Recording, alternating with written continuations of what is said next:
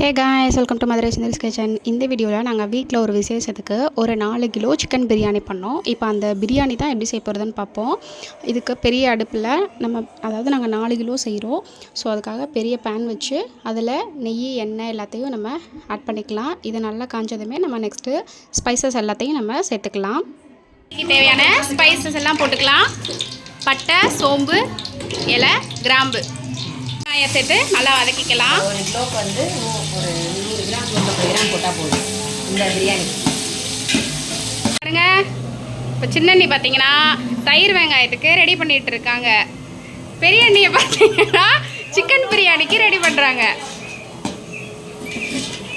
வெங்காயம் நல்லா வதங்கிடுச்சு. சின்ன வெங்காயம் வந்து அரைச்சி நம்ம ஆட் பண்ணிக்கலாம்.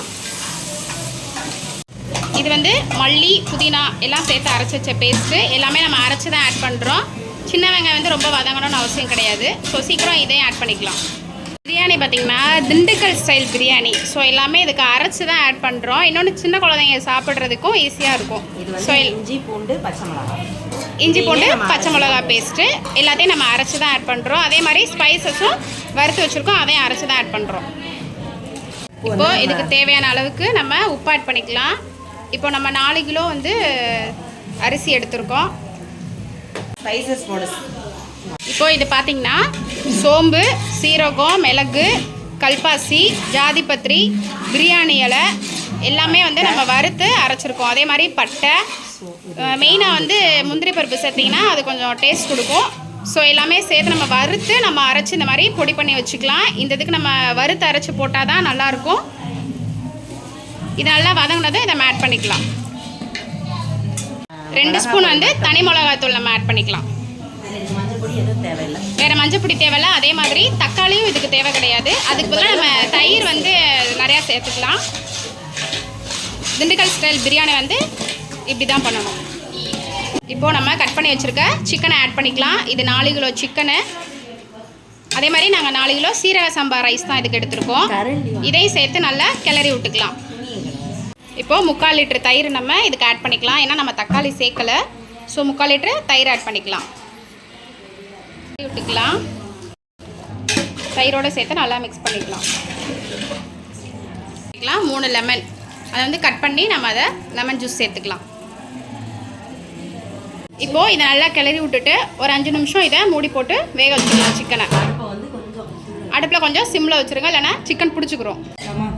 இப்போ நம்ம எவ்வளோ எடுத்துருக்கோமோ அந்த அரிசி 1க்கு 1.5 அளவுக்கு நம்ம தண்ணி ஊற்றிக்கலாம். அரிசி ஊற வச்சுருந்தீங்கன்னா 1க்கு 1.5 இல்லைனா 1க்கு 2 பங்கு தண்ணி சேர்த்துக்கணும்.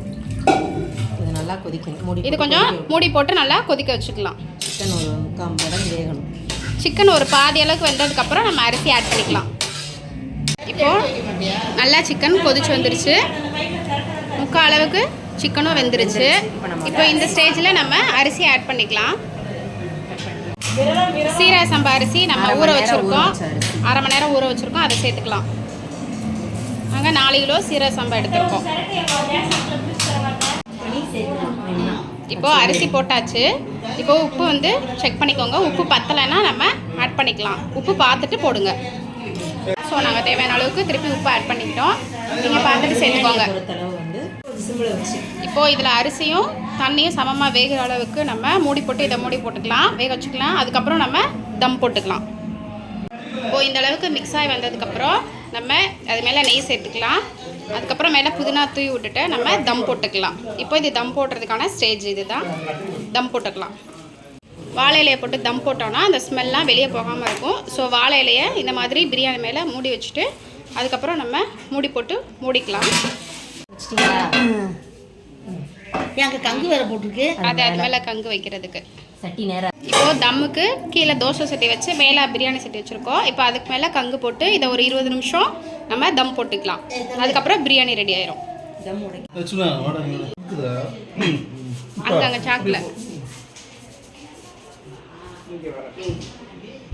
இப்போது மட்டன் சுக்கா எப்படி செய்கிறதுன்னு பார்ப்போம். அதுவும் வீட்லேயே தான் பண்ணோம். விசேஷத்துக்காக வீட்லேயே எல்லாமே ரெடி பண்ணியாச்சு. இப்போது அதுக்கு ஒரு குக்கரில் நம்ம 3/4 லிட்ரு நம்ம நல்லெண்ணெய் ஆட் பண்ணிக்கலாம். இது வந்து நாங்கள் 3 கிலோ மட்டனுக்கு செஞ்சது. இதுவும் அண்ணி தான் பண்ணாங்க. ஸோ 3/4 லிட்டர் நல்லெண்ணெய் ஊற்றிக்கலாம். இதுக்கு வந்து நல்லா சின்ன வெங்காயம் நல்லா பொடி பொடியாக கட் பண்ணி அதை நம்ம ஆட் பண்ணிக்கலாம். இது ஒரு 1/2 கிலோ சின்ன வெங்காயம் இருக்கும். ஸோ சின்ன வெங்காயம் நல்லா நிறையா போட்டால் தான் டேஸ்ட்டு கொடுக்கும். ஸோ சின்ன வெங்காயம் நறுக்கி போட்டுட்டு அதுக்கப்புறம் உங்களுக்கு காரத்துக்கு ஏற்ற மாதிரி மிளகா வந்து உடச்சி போட்டுக்கோங்க. நாங்கள் ஒரு 25 கிராம் மிளகா வத்தலை வந்து உடச்சி அதையும் ஆட் பண்ணி நல்லா கிளறி விட்டுட்டோம். நல்லா வெங்காயமும் மிளகாவும் நல்லா வதங்கணும். இப்போது இஞ்சி பூண்டு பேஸ்ட்டு, இதில் இஞ்சி வந்து 50 கிராமு, பூண்டு 100 கிராம் இதை சேர்த்து அரைச்சி நம்ம இதையும் ஆட் பண்ணி நல்லா கிளறி விட்டுக்கணும். இப்போது 10லேருந்து 12 தக்காளி, நாங்கள் வந்து 12 தக்காளி எடுத்துருக்கோம், அதையும் சேர்த்து நல்லா வதக்கணும். இப்போது இது 50 ஜீரகத்தூள், மல்லித்தூள், மட்டன் மசாலா இது எல்லாமே நம்ம சேர்த்துக்கலாம். இதையும் சேர்த்து நம்ம வெங்காயம் தக்காளி நல்லா வதங்கினதுமே நம்ம அதையும் ஆட் பண்ணி நல்லா கிளறி விட்டுக்கணும். இதை நல்லா மிக்ஸ் பண்ணி விடுங்க.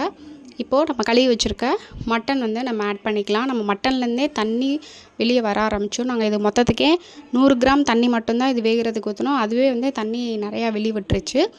ஸோ மட்டனையும் போட்டுட்டு அதோட நல்லா மிக்ஸ் பண்ணி விட்டுக்கோங்க. இப்போது தேவையான அளவுக்கு நம்ம உப்பு ஆட் பண்ணிக்கலாம். உப்பு பார்த்து போட்டுக்கோங்க, ரொம்ப கச்சிசனா நல்லா இருக்காது. பார்த்திங்கன்னா இப்போ 50 கிராம்லேருந்து 100 கிராம்குள்ளே தான் தண்ணி ஊற்றணும். இதை நல்லா மிக்ஸ் பண்ணி விட்டுக்கோங்க. மஞ்சத்தூள் ஆப்ஷனல் தான், நாங்கள் 1 ஸ்பூன் கடைசியாக போட்டு ஒரு 5 விசில் மூடி போட்டு எடுத்திங்கன்னா மட்டன் சுக்கா வந்து ரெடி ஆயிரும். உங்களுக்கு கொஞ்சம் கிரேவி டைப்பில் வேணும் அப்படின்னா நீங்கள் அப்படியே வச்சுக்கலாம். பாருங்கள், தண்ணியே ஊற்றலை, பட் இவ்வளோ தண்ணி வந்திருக்கு. இறக்கும்போது 2 டேபிள் ஸ்பூன் மிளகுத்தூள் சேர்த்து இறக்குனீங்கன்னா ரொம்ப டேஸ்ட்டான மட்டன் சுக்கா ரெடி ஆயிரும். இன்னும் உங்களுக்கு இது வந்து கிரேவி டைப்பில் வேணும்னா நீங்கள் அப்படியே வச்சுக்கலாம். இன்னும் காய் மாதிரி சாப்பிடணும் அப்படின்னா கொஞ்சம் வடைச்சட்டியில் ஊற்றி நம்ம தண்ணி வற்ற விட்டு நம்ம சாப்பிட்டுக்கலாம். இப்போது 20 நிமிஷம் ஆயிடுச்சு தம் போட்டு. இப்போ அதை எடுத்து பார்க்கலாம் பிரியாணி எப்படி இருக்குன்னு. பார்த்திங்கன்னா சூப்பராக வந்திருக்கு, நல்ல டேஸ்ட்டாகவும் இருந்தது. சாப்பிட்டோம். வீட்டில் ஒரு ஃபங்க்ஷனுக்காக வீட்டிலே நான்வெஜ் வந்து ரெடி பண்ணியிருந்தோம். இதோட சிக்கன் 65, முட்டை வேக வச்சுருந்தாங்க, அப்புறம் சாதம், ரசம், தயிர், வெங்காயம், தயிர் எல்லாமே இருந்தது. வீட்டில் ஒரு சாமி கும்பிடு, இறந்தவங்களுக்கு ஒரு சாமி கும்பிடு, அதுக்காக வீட்டிலே வந்து படையல் பண்ணுன்றதுக்காக வீட்டிலையே சமைச்சு எல்லாமே வச்சுட்டோம். ஸோ சிக்கன் பிரியாணியும் ரெடி ஆகிடுச்சு. அவ்வளோதான். ஒரு 20 பேர்த்துக்கு வெளியே போய் வாங்க முடியாது அப்படின்றதுக்காக வீட்டிலே நாங்கள் எல்லாமே ரெடி பண்ணி சமைச்சிட்டோம். ஸோ இதெல்லாம் பார்த்துட்டு உங்களுக்கு இந்த வீடியோ பிடிச்சிருந்துச்சுன்னா உங்களோட கமெண்ட்டை எங்களுக்கு எப்படி இருக்குன்னு சொல்லுங்கள். இந்த வீடியோ பிடிச்சிருந்தா மறக்காமல் லைக் பண்ணுங்கள், ஷேர் பண்ணுங்கள், கமெண்ட் பண்ணுங்கள், சப்ஸ்கிரைப் பண்ணுங்கள். மறக்காமல் கமெண்ட் பாக்ஸில் கமெண்ட் பண்ணுங்கள். தேங்க்ஸ் ஃபார் வாட்சிங்.